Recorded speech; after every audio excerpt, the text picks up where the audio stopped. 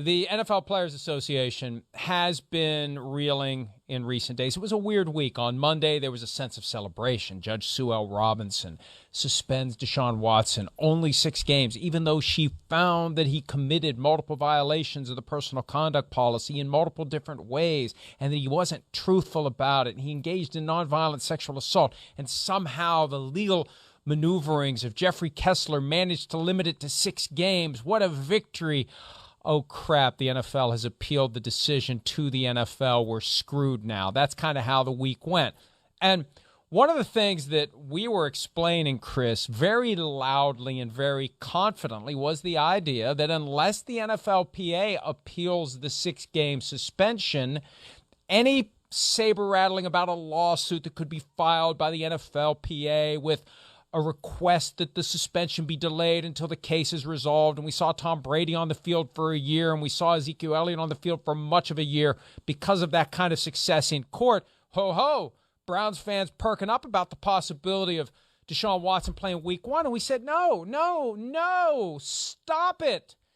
Unless the NFLPA appeals the 6-game suspension, he's out for the first 6 weeks. The only question is, does it continue beyond week 6 if, as we assume, Peter Harvey levies a much greater suspension? So, we were as clear as we could be. Yep. But somebody connected to the union was talking to reporters who aren't lawyers and who don't understand how this works, and that's fine. But it was getting traction over the weekend, this idea that, well, maybe he will play week 1. No, he's not playing week 1. And finally, Charles Robinson, to his credit, because he was one of the ones who got bamboozled by whoever was saying whatever they were saying, he acknowledged that they backed off. He acknowledged that it's done. And, of course, now I'm hearing from people with the union, it was never a thing. Well, why didn't you say that 3 days ago when I was pushing back on this with a point-by-point explanation of why it doesn't make sense? And the most obvious reason is you've got to appeal that decision. If you don't appeal that decision and you go to court and you say, we'd like him to play week 1, the first question from the judge is,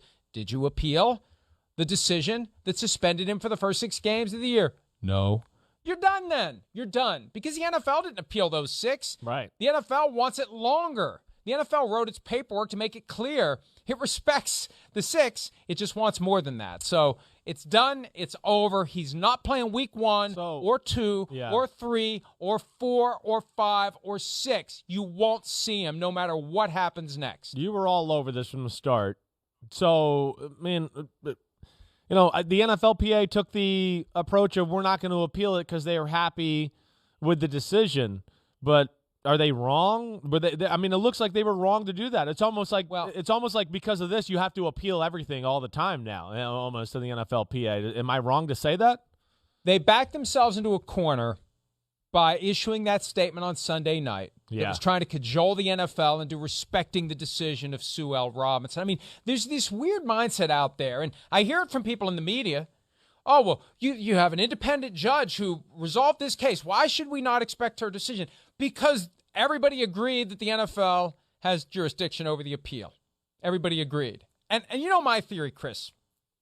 I think she deliberately found a way to placate the NFL by giving them the factual findings they need to suspend him a lot longer than 6 games. Right. And placated the NFLPA by only suspending him 6 games. Now nobody's upset with her. Nobody's going to exercise their prerogative to fire her and cause her to lose her ability to hold herself out as somebody who's the disciplinary officer for the NFL, NFLPA personal conduct policy appeals, which is a real thing. Yeah. Lawyers market themselves. We talked about doctors doing the same thing. Nick Riviera, the official doctor of the Jacksonville Jaguars.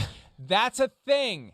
You want that relationship because it makes you more, in the eyes of the average person, attractive in that service that you provide. Yeah, I hear you there. That's to me, it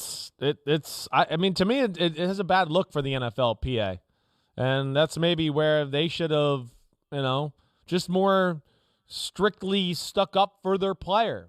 A little bit maybe like other sports.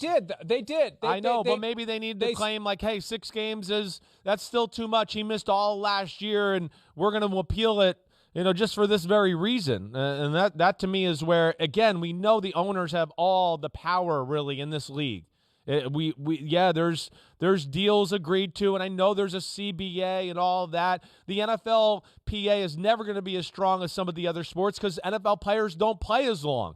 So they're never going to band together to draw a hard line on some of this stuff and really get what they want. And that's where I find it, the NFLPA has to be that. They got to be the jerks here. And I don't know if they were jerky enough on the behalf of Deshaun Watson. Again, I'm not sticking up for Deshaun Watson here. I'm just talking about the NFLPA and things I've seen throughout my lifetime covering the NFL. And I think they dropped the ball as far as he's concerned with this one. Chris, they were dealt a horrible hand. They were. I know that best too. They could with it. Right. And I think, if anything, they got a little bit overly intoxicated with their success in getting a 6-game suspension, and maybe they didn't think through the idea. You know what? And maybe they think subjectively he doesn't deserve to play week one. Maybe you're right. They have a federal obligation under statutes crafted by Congress years ago that govern this relationship to represent the interests of all players when they're being potentially disciplined by the NFL.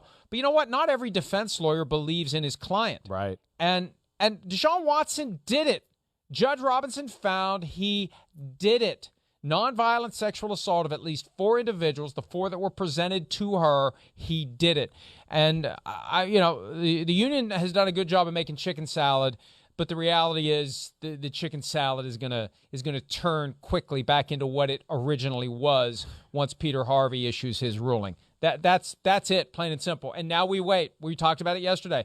I expect a decision at some point this week. There's been a question of whether or not the union wants to have a hearing on appeal. It doesn't matter. There's no new evidence. It's just a way to talk to him, try to reason with him. And I know Jeffrey Kessler probably thinks he could maybe try to pull a Jedi mind trick on him. It's just not going to work. Peter Harvey's going to do what he thinks the league wants him to do. It's that simple. And it's not even cynical. It's obvious. He's going to do what the league wants him to do because he values that relationship. Look at his bio at his law firm. The NFL relationship is very, very high up in his recitation of things he's done. It's right after former New Jersey Attorney General. Right. Works for the NFL, with the NFL, whatever the specific language. Hi, I'm Mike Tirico, and thanks for watching. Make sure to hit subscribe for the latest news and highlights from NBC Sports.